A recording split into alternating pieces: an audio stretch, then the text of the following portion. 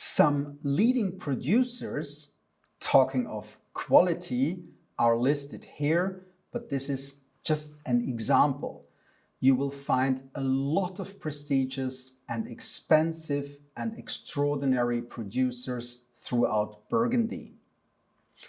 Undoubtedly, the Domaine de la Romanée-Conti will always lead the list.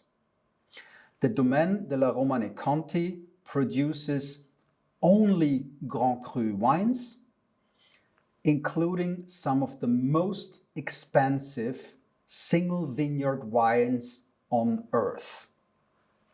One example is a single vineyard with 1.8 hectares, and this single vineyard is called Romanée-Conti, and the wines don't sell for less than 15,000 euros.